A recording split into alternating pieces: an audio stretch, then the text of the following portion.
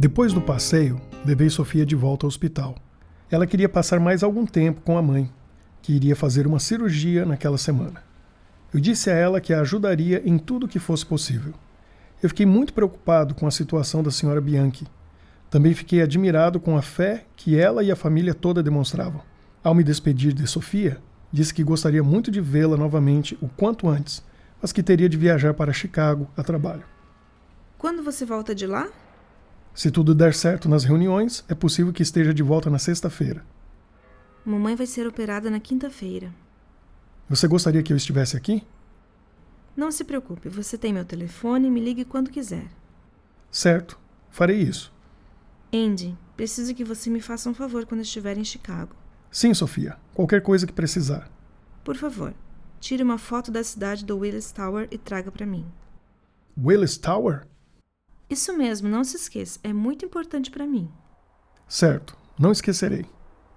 Nos despedimos com um beijo. Saí dali andando nas nuvens. Precisava falar com alguém e, claro, o Mark foi a primeira pessoa que me veio à mente. Liguei para ele e o convidei para vir ao meu apartamento. Contei a ele tudo o que tinha acontecido. O meu encontro com a Sofia e o outro lado da história. Ele ficou impressionado.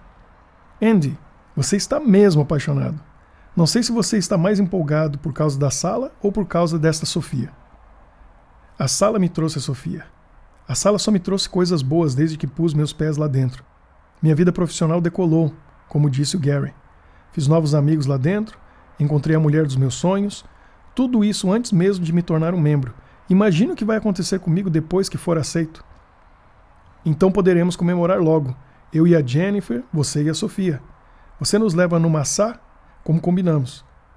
Sabe que ouvi esta semana que você logo será aceito como membro? Foi o Jason que me disse. Eu sei que ele já conversou sobre isso com você. Estou contando as horas. Sei que logo vai acontecer. Me diga uma coisa, quem é esse Gary que você mencionou? É um dos aprendizes. Ele disse que já está lá há 9 meses como candidato à sala. Sei quem é. Sempre vejo ele por lá, mas ainda não conversamos. Vou te apresentar a ele quando puder. E quais são os seus planos com a Sofia?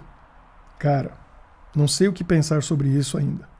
Vou deixar a coisa fluir normalmente para ver aonde vamos com isso. Você acha que encontrou a futura senhora Marshall?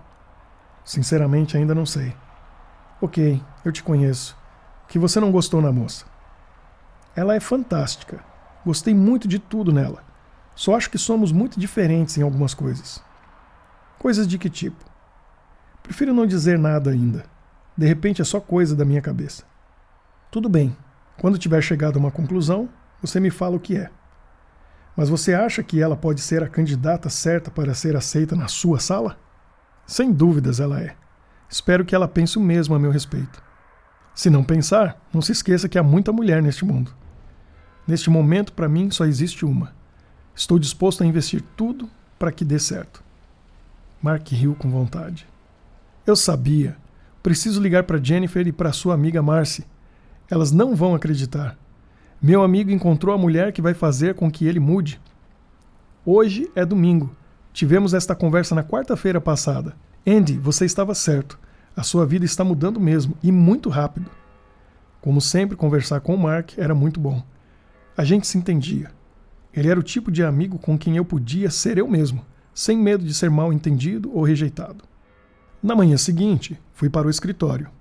Peguei com a Heidi todas as informações que a senhora Carson enviou para mim quanto à minha ida a Chicago.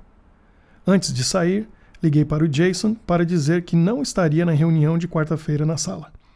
Ele me disse que não tinha problema algum e que poderíamos fazer uma reunião via internet. A viagem foi rápida. Logo já estava na Cidade dos Ventos. Gostava muito de Chicago, com sua fantástica arquitetura e belíssimo centro, mas nunca tive tempo suficiente para conhecê-la durante as minhas breves visitas. Desta vez, decidi que daria uma volta para vê-la um pouco melhor. As reuniões eram pela manhã, sendo que à tarde, depois das 3, eu tinha tempo livre. Foi assim na segunda e terça. Na quarta, tive uma surpresa quando estava em uma livraria. Eu tinha acabado de ligar para a Sofia, para ter notícias de sua mãe, quando encontrei com uma pessoa do escritório. Senhor Marshall, que coincidência encontrá-lo por aqui. Senhorita Anderson, que surpresa! Estou aqui resolvendo os detalhes na contabilidade da nossa filial. Amanhã retorno para Nova York. Se eu conseguir terminar tudo o que preciso fazer, pode ser que eu volte amanhã também. Você poderia voltar comigo no avião da companhia. Boa ideia, Marshall. Você vem sempre a Chicago? Conhece bem a cidade? Sim, minha família é de Milwaukee. Venho aqui com frequência, por quê? Preciso ir ao Willis Tower. Você sabe onde fica? Sim, Marshall, mas tenho certeza que você já ouviu falar nesse edifício. Como assim? Willis Tower nada mais é do que o novo nome do Sears Tower. Essa não. O que foi, Marshall? Uma pessoa me pediu para ir até lá tirar uma foto da cidade. O Sears Tower, ou o Willis Tower, é o edifício mais alto da América. E qual o problema com isso? O problema é que eu acabo de voltar de Tóquio, onde eu acabei criando um tremendo trauma durante o terremoto da semana passada. Estou com medo de altura. Marshall, eu vou lá com você. Você vai ver que não tem problema algum. A não ser que não seja algo tão importante para você. Pensei por um momento, me lembrei que Sofia tinha dito que era muito importante para ela. Eu tenho de ir. Não tem jeito. Façamos assim. Vamos juntos. Se você ficar com medo, eu vou até a janela e tiro a foto, certo? Então vamos. Lá eu decido. Caminhamos até o Willis Tower. Era um dia muito lindo, o sol brilhava forte e, como sempre acontece em Chicago, o vento soprava com ímpeto. Antes de subir, assistimos a um pequeno documentário que contava a história do edifício, que já fora o mais alto do planeta. Entramos no elevador e subimos ao 103º andar. Estava muito nervoso e sentia todos os meus músculos tensos. As lembranças do que passei em Tóquio, menos de uma semana antes, me vinham à mente e traziam um sentimento de arrependimento por ter entrado ali. Quando saímos do elevador, pude ver o horizonte à distância pelas grandes janelas, das quais eu me mantive o mais longe possível. Andrew, você quer que eu tire a foto para você? Pensei que na volta a Nova York, Sofia me perguntaria sobre a foto e eu não teria como mentir para ela. Não, Liz, pode deixar. Vou até a janela, tiro a foto e vamos embora. Certo. Fui até a janela, meio trêmulo, e tirei a foto. Me lembrei do terror que tinha sentido dias atrás. Senti-me melhor. Já que estava ali, comecei a apreciar a vista. Como Chicago é linda vista aqui do alto. Tirei várias fotos. Liz sugeriu que tirássemos uma foto juntos. Ela pediu para que alguém tirasse uma foto nossa com o seu celular. Tudo estava indo bem. Eu já me sentia bem mais seguro e confiante. Fomos dando a volta no andar, começando pelo lado sul, seguindo para o leste, norte e finalmente o lado oeste, antes de voltarmos para o elevador. Andrew, eu vim aqui pela última vez faz muitos anos. Soube que eles tinham uma novidade, por isso fiz questão de vir com você. Olha ali. Olhei para a parede de vidro e não pude crer no que estava vendo. Havia plataformas totalmente de vidro, que saíam da extremidade do prédio, onde as pessoas entravam e tiravam fotos da rua lá embaixo, pisando sobre o vidro. Você sabe no que estou pensando? De jeito nenhum, Liz. Liz olhou para mim e sorriu. Quer dizer que você pode conquistar a maior promoção que nossa empresa já viu, mas não consegue vencer seu próprio medo? Não gostava de ser desafiado. Não tinha nada para provar para ninguém. Mas se a Sofia estivesse ali comigo, não gostaria que me visse como um homem medroso. Sempre percebi que as pessoas deixavam de viver por terem algum medo. Geralmente seus medos eram infundados, irreais, uma desculpa para não agir no momento da dúvida, da incerteza. O risco fazia parte da vida. Por medo da dor, do sofrimento, muitos deixavam de amar, de se entregar, de se abrir com outras pessoas. Medo. Medo da morte. Ou seria medo da vida? Esse era o maior, o pior medo. O medo podia ser bom, se bem empregado. Nos ajudaria a pensar antes de agir, avaliar os riscos e as consequências. E isso aconteceria se ele fosse visto por nós como um aliado. Caso contrário, este medo nos tornaria inertes e passivos. Ele seria um vilão ao nosso lado, como uma âncora presa aos nossos pés. Por outro lado, a coragem poderia ser outro vilão. A linha que separava a coragem da estupidez era muito tênue. Sempre me lembro de uma história engraçada que li muitos anos atrás sobre um grupo de homens nativos africanos. Estavam na savana, quando um deles disse aos demais: "Olhem lá, como ele é corajoso! Vai puxar o rabo do leão que está dormindo." E pouco depois, um outro disse: "E como é burro! O leão o comeu." Precisava decidir pela coragem ou pelo medo. Analisei os riscos, como sempre estava acostumado a fazer cotidianamente em minhas decisões administrativas, e cheguei à conclusão de que se tratava, obviamente, de um medo irracional.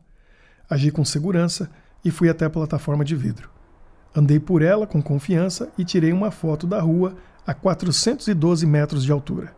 Me senti bem naquele momento. Andrew, você está saindo com alguém? Não tive como esconder a surpresa. Fiquei sem palavras. É que você não me ligou. Desculpe, Liz. Sim, existe uma pessoa. Se você mudar de ideia, lembre-se de mim. Rimos num clima agradável. Ela era do tipo ousado. Descemos do topo da América e eu me sentia livre dos medos novamente. Liguei para o Jason e conversamos por algumas horas naquela noite. Foi muito bom saber que estava a um passo de entrar para a sala. Liguei também para a Sofia. Queria saber como estava sua mãe. A cirurgia seria na manhã seguinte. Tudo estava bem e Sofia disse que ficaria muito feliz se eu orasse por sua mãe, mesmo sabendo que eu tinha dúvidas quanto à existência de Deus. Antes de dormir, naquela noite, fiz algo que não fazia desde minha infância. Orei. Já nem me lembrava mais direito como me dirigir a Deus. No domingo, eu tinha ouvido o professor Nash orar no hospital, então tentei imitá-lo. Apesar de ser algo muito fora do normal para mim, me senti bem. Talvez pelo fato de me importar verdadeiramente com a felicidade da Sofia, fui movido a pedir ajuda a um ser superior, por ser incapaz de fazer alguma coisa naquele momento. Aquilo me trouxe à lembrança os momentos que passava na igreja, quando minha mãe me levava aos domingos à escola dominical. As lições e histórias me vinham à mente. Tive saudades daquela época da infância. Enquanto orava, senti uma paz muito grande e a certeza de que Deus estava me ouvindo naquele momento. De alguma forma, senti que a senhora Bianchi ficaria bem e que a cirurgia seria um sucesso. Na quinta-feira à tarde, liguei novamente para a Sofia para saber como a cirurgia tinha ido. Tudo estava bem. Fiquei feliz por ela e sua família. Liguei para Liz e retornamos a Nova York no fim do dia. Na sexta-feira pela manhã, fui ao hospital para visitar a senhora Bianchi. Chegando lá, encontrei com a Sofia e o Sr. Nash, que estava conversando com a outra paciente. Grace, para recebermos o perdão de Deus, precisamos perdoar a todos aqueles que nos magoam. É isso que Jesus nos diz no Sermão da Montanha quando nos ensina a orar. Ele diz que deveríamos pedir a Deus que nos perdoasse da mesma forma que perdoamos a todos que nos magoam. Entendo, Sr. Nash. Mas como posso perdoar meu ex-marido? Tudo o que ele fez comigo e com meus filhos é imperdoável. Vou te contar uma história que aconteceu em 1994. Naquele ano, enquanto o mundo estava assistindo à Copa do Mundo de futebol aqui nos Estados Unidos, em um pequeno país no centro da África estava havendo uma terrível guerra civil.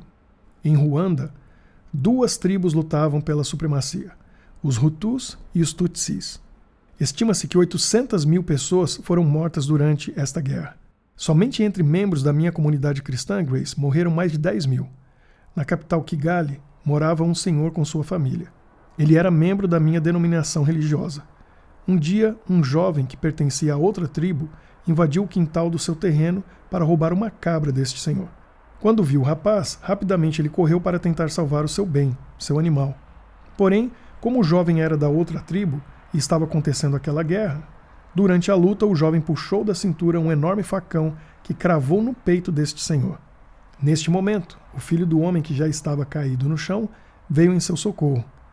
Como o filho vira que o pai não viveria por muito tempo, perguntou ao pai se ele queria vingança, porque ele tinha visto quem era o rapaz que o tinha esfaqueado. O pai balançou a cabeça dizendo que sim, mas antes de morrer, fez o filho prometer que ele faria amizade com seu assassino e estudaria a Bíblia com ele. Diz que queria encontrá-lo no céu. Essa seria a sua vingança. Sr. Nash, que coisa incrível! E o que aconteceu? O pai morreu ali, nos braços do filho. E como ele tinha feito a promessa ao pai no momento da morte, mesmo sentindo muita dor no coração, cumpriu com sua palavra. Sem dizer quem era, se tornou amigo do assassino de seu pai e estudou a Bíblia com ele. Hoje, aquele jovem é um membro da minha comunidade cristã na África. Ele tem a esperança de um dia se encontrar com aquele senhor para pedir perdão a ele por ter tirado sua vida. Como ele pôde agir assim, Sr. Nash? Não consigo me imaginar no lugar dele. Grace, na sua própria situação, você tem o mesmo dever de perdoar o seu ex-marido. Jesus nos disse que se perdoarmos aos outros, Deus nos perdoará. Mas se não perdoamos aos outros, da mesma forma Ele não pode nos perdoar. Sem o perdão de Deus não temos salvação. Eu não conhecia aquele homem na África, mas uma coisa eu sei sobre ele. Ele conhecia Jesus, porque na hora de sua morte foi capaz de dizer o mesmo que Jesus disse na cruz. Perdoou o seu próprio assassino. Eu não sei se conseguiria ser como Jesus. Você reconhece que já cometeu grandes erros? Sim, claro. Tenho meus pecados, como todos. Pois Deus perdoará todos eles, sem restrições. Da mesma forma, Ele nos pede que perdoemos a todos que nos ferem e magoam. O perdão, na verdade, nos liberta do ódio, da mágoa e da dor que sentimos pelo mal que nos causaram. Deus quer que você seja uma pessoa livre. Antes de orar, Albert nos chamou para nos aproximarmos. Depois ele nos convidou para irmos a um encontro naquela noite. Diz que era um grupo de pessoas de várias religiões e denominações que se encontravam para estudar e discutir assuntos variados. Agradeci pelo convite. Conversamos um pouco com Grace, uma pessoa muito sofrida, muito cheia de esperança. Nos contou que já fazia 3 anos que sofria daquela doença. Vocês são um casal muito lindo. Combinam. Obrigada, Grace. Eu também acho. Sofia disse sorrindo. Antes de sairmos, a mãe de Sofia a chamou para perto da cama e disse a ela que Deus tinha feito um milagre para curá-la do câncer. Nos despedimos da senhora Bianchi e de Grace. Fomos almoçar. Sofia sugeriu que voltássemos ao restaurante brasileiro de onde havíamos saído sem comer alguma coisa. Concordei. Foi muito agradável passar aqueles momentos com ela. A comida, o ambiente e as músicas eram diferentes de tudo aquilo com o que eu estava acostumado. E pude concluir que nem sempre o diferente é ruim. Você ainda não me contou como foi a sua viagem a Chicago. Foi muito boa, Sofia. As reuniões foram satisfatórias, a cidade é muito bonita, os restaurantes são muito bons e dessa vez eu pude passear um pouco. Gosto muito de Chicago. Estive lá várias vezes durante a faculdade. É mesmo? Onde você estudou? Estudei em Berrien Springs, Michigan. Ia sempre que podia a Chicago. Se ia sempre lá e conhece a cidade muito bem, por que me pediu para tirar uma foto do alto do Willis Tower? Você tirou a foto que te pedi? Sim, claro. Sempre cumpro minhas promessas. Que bom, Andy. Fico muito feliz. Mas não foi nada fácil. Tive de me superar para cumprir esta missão. Esta era a ideia. Garanto que se sentiu realizado depois de ter subido lá. Verdade. Então foi isso? Você fez isso de propósito? Queria que eu subisse lá? Você me disse, antes da viagem, que teria muita dificuldade para subir num prédio tão alto outra vez. Eu queria te ajudar a superar o trauma. Conseguiu me ajudar. Foi difícil, mas fui lá. Aqui está a prova. Veja a foto no meu telefone. Obrigada. Eu te disse que era importante para mim. Já que você não mede esforços para fazer algo que te peço, tenho outro pedido para fazer. Vamos comigo ao encontro dessa noite? Quero agradecer a Deus por ter cuidado de minha mãe durante a cirurgia. Isso é diferente. Como assim diferente? Não é o tipo de lugar que costumo ir. Me sentiria deslocado. Você já conhece o Albert. Vai gostar do tipo de assunto que ele apresenta. Tenho certeza. Ele é um ótimo professor. Além disso, se conseguir subir ao topo de uma torre como fez esta semana, pode fazer qualquer coisa. Tudo bem. Normalmente saio com o Mark e outros amigos na sexta-noite, mas vou ligar para desmarcar. Minha vida confortável, minhas atividades preferidas, meus costumes começaram a mudar a partir daquele momento. Eu não estava nem um pouco triste por isso. Havia motivos maiores na vida que nos levavam a mudar. A Sofia era este motivo para mim naquele momento.